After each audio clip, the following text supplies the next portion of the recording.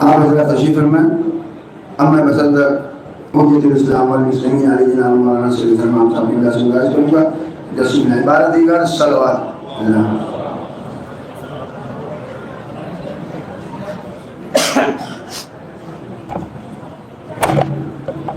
قاد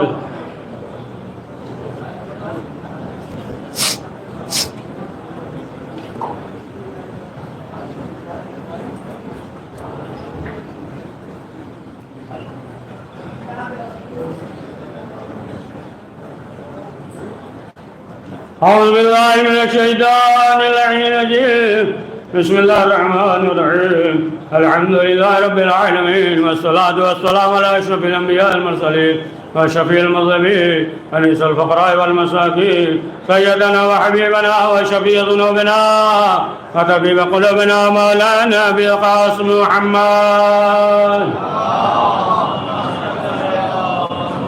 ثم الصلاة والسلام على آله الطيبين الطاهرين المعصومين ولعنة الله على أعدائهم أجمعين من يومنا هذا إلى يوم الدين. أما بعد فقد قال الله تبارك وتعالى في كتابه المجيد وفرقان الحميد. بسم الله الرحمن الرحيم. يا أهل الكتاب لا تغلبوا في دينكم. صلوات پڑھے محمد وآل محمد.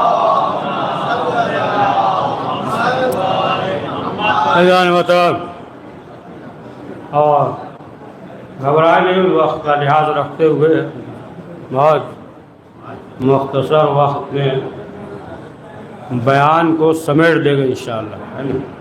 زیادہ وقت لینا مقصود نہیں ہے. بہرحال مسجد چھوٹی ہو یا بڑی ہو اللہ کا گھر ہے، ثواب ملتا ہے. اسی طریقے سے ذاتی بیرونی ہو یا مقامی ہو. پڑھیے صلوات پڑھیے.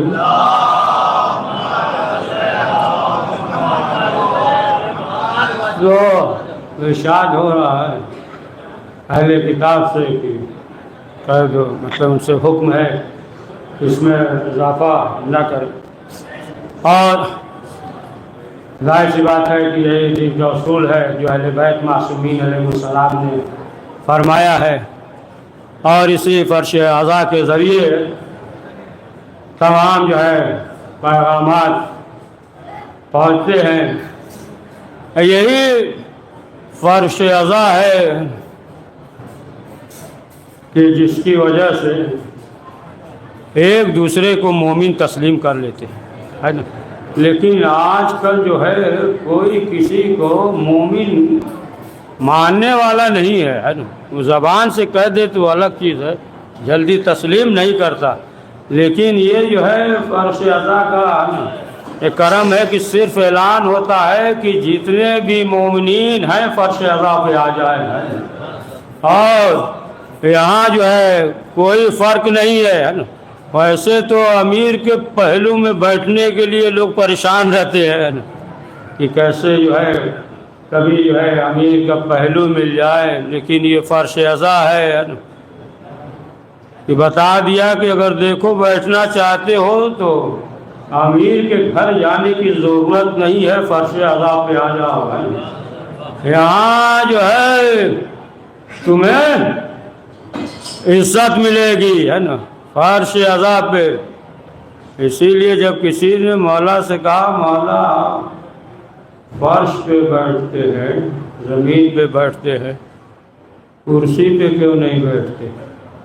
امام نے فرمایا کہ کرسی پہ جو ہے گرنے کا ڈر رہتا ہے، زمین پہ بیٹھو تو گرنے کا ڈر نہیں رہتا ہے. تو جو بھی فرش اعضاء پہ آ جاتا ہے پھر وہ گرتا نہیں ہے. پڑھو صلوات محمد والے. تو فرش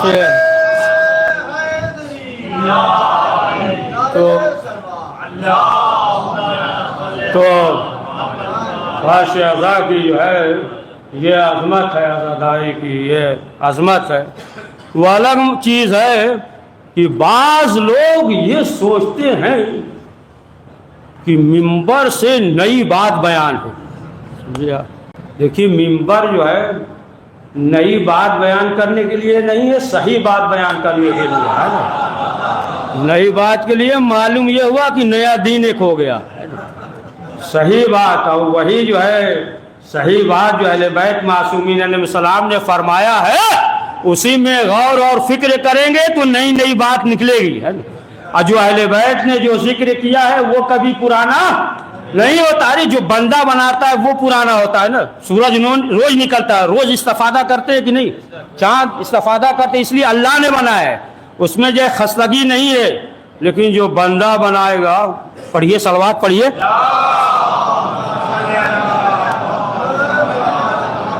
तो आप देखें कि इस आज़ादारी और इस जिक्र का क्या फजीलत है, क्या अजमत है कि इस आज़ादारी में इंसान जो है जितना भी लुटा दे तो समझता है कमी है।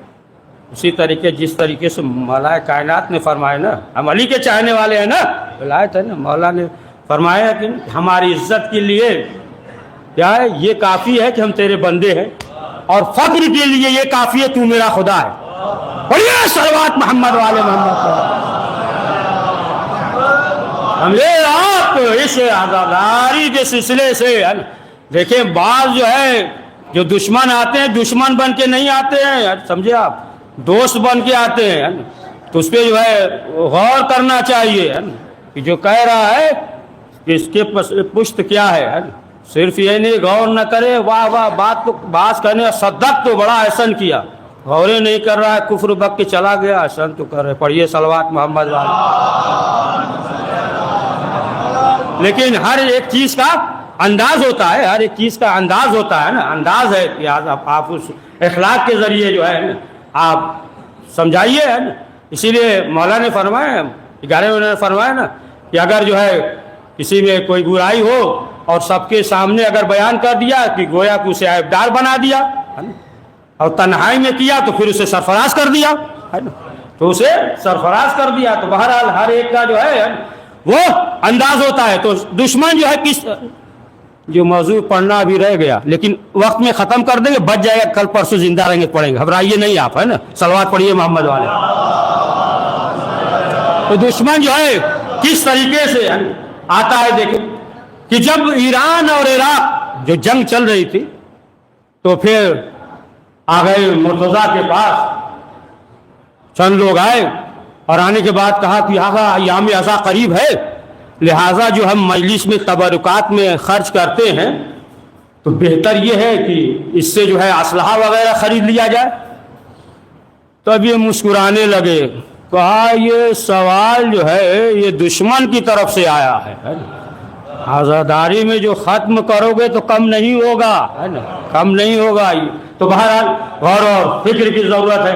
तो अब आप देखें कि परवरदिगार ने क्या फरमाया है ना, कि जो उसूल है, जो इस्लाम का कानून है, उसी पे अमल करो, आगे बढ़ने की ज़रूरत नहीं है। ला तगलबू, तगलबू होलो, होलो किसे कहते हैं मालूम है, सबको मालूम है ना, होलो आगे बढ़ा देना, है ना, आगे, है ना।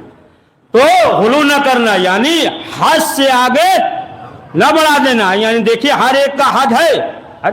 हम भी अगर यहाँ से ढेला फेंके तो उसका भी एक हद है ना।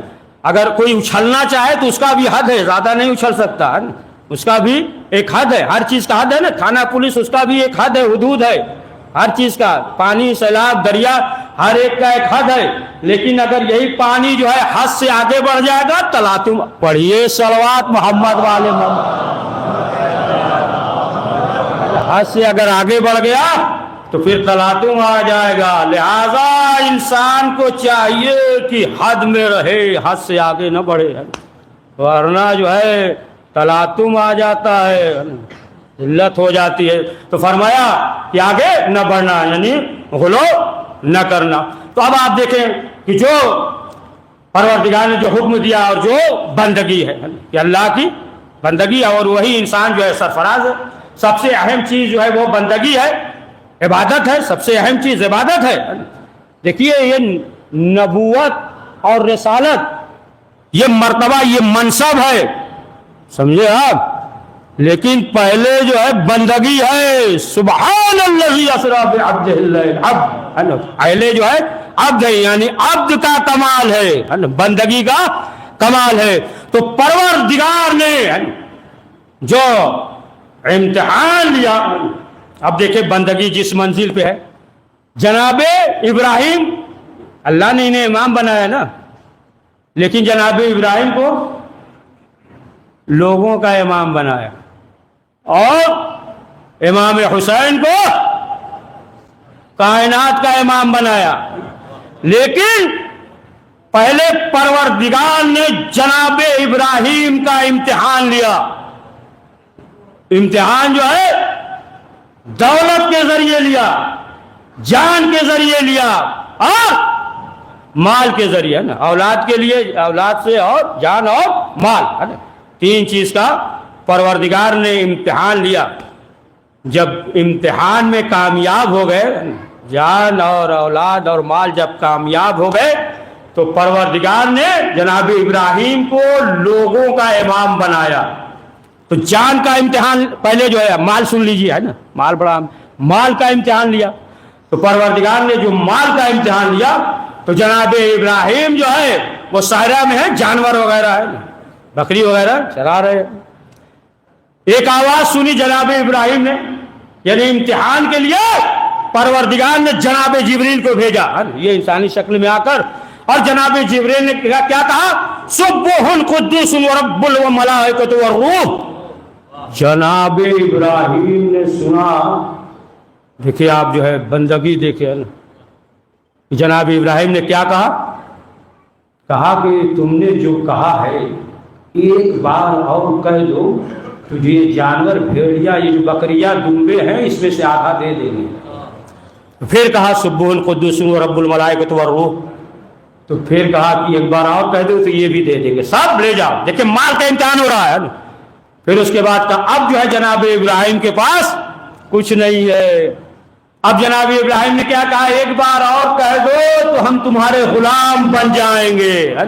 بکریاں تو لے لیا نا، اب تو مالک ہو گئے، اب اس کو دیکھنے اکنے کے لیے غلام چاہیے نا۔ تو انہوں نے کہا کہ ہم غلام بن جائیں گے۔ جب یہ کہا تب آواز آئی کہ ابراہیم تم امتحان میں کامیاب ہو گئے۔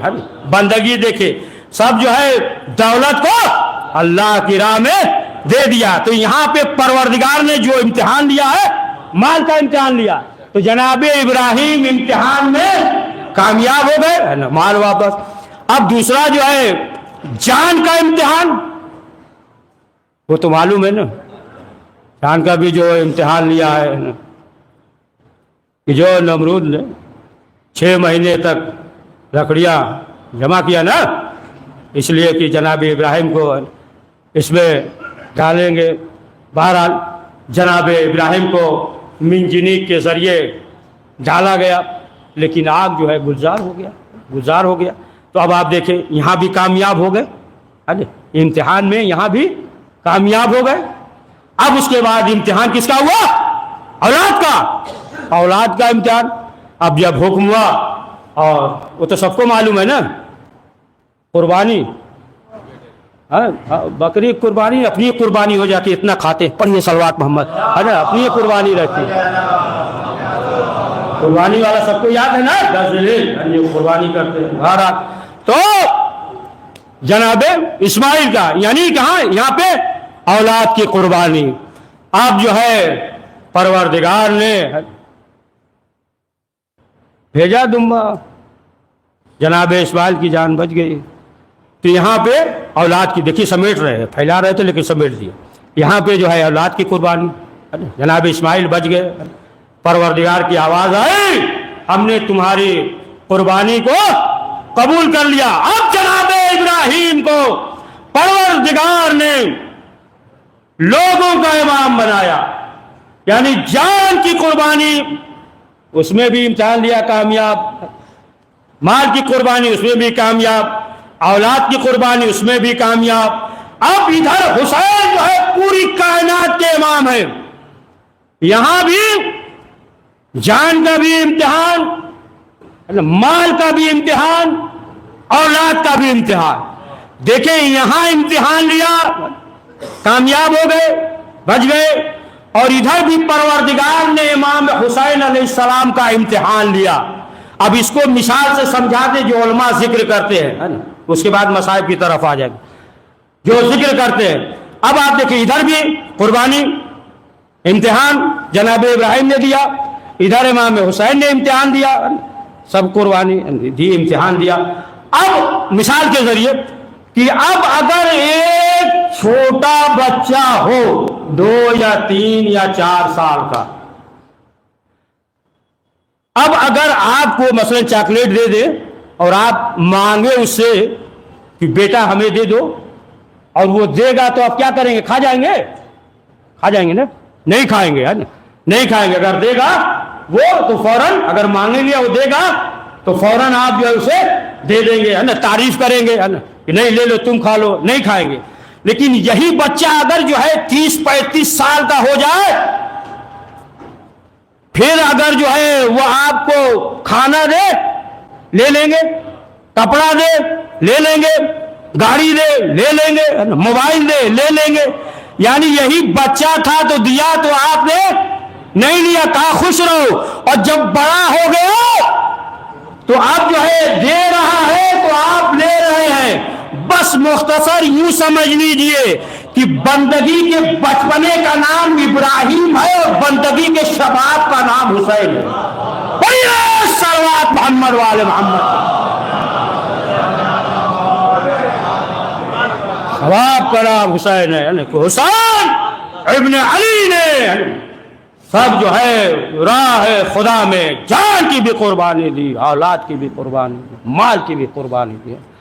اور آخرکار آپ دیکھیں کہ یہ وقت آ گیا کہ جو بنی امیہ یہ سمجھ رہے تھے کہ ہم مقصد میں کامیاب ہو جائیں گے, ہے نا, ان کی جو میڈیا تھی. لیکن شہزادی زینب سلام اللہ علیہا اور چوتھے امام نے تمام مقصد کو پانی پھیر دیا.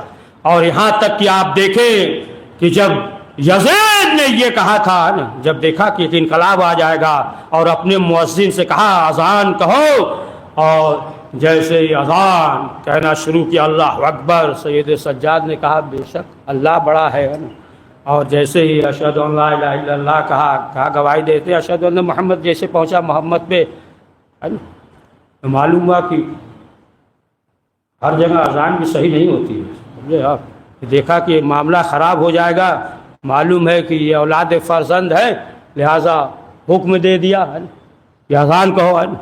اور جیسے ہی اذان کا سید سجاد مخاطب ہوئے, روکا مؤذن کو, رک جاؤ, کہا یہ بتاؤ.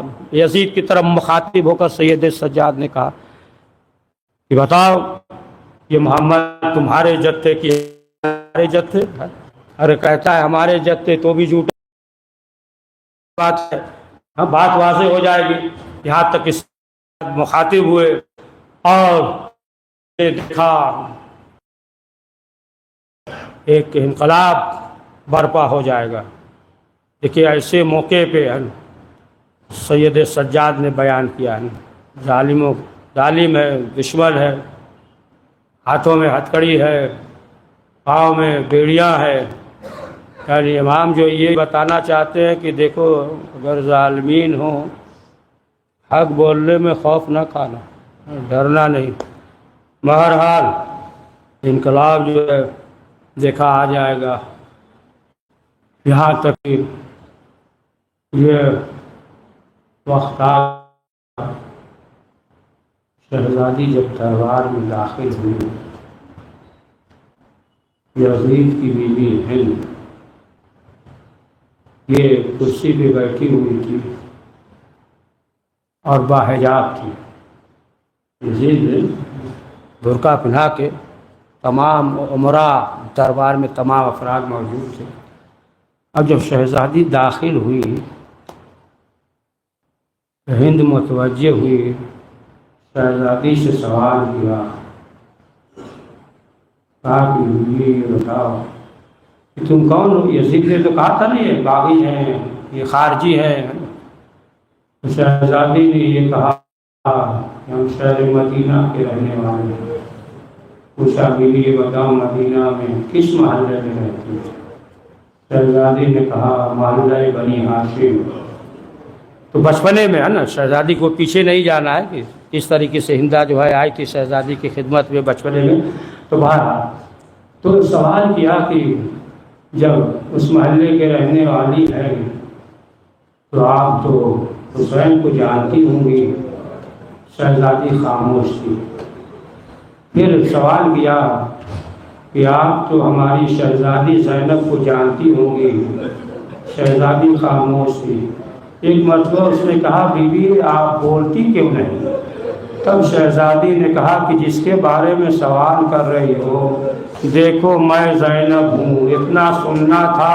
یزید کی بیوی نے ردا کو پھینکا، ننگے سر ہو گئی، دوڑتے ہوئی آئی، یزید سے کہا تجھے کیا ہو گیا ہے نا، تجھ پہ اللہ کی لعنت ہو، تجھے کیا ہو گیا؟ یزید دوڑتا ہوا حجاب لے کر آیا، کہا نامحرموں کا مجمع ہے، پہلے چادر اوڑھ لو۔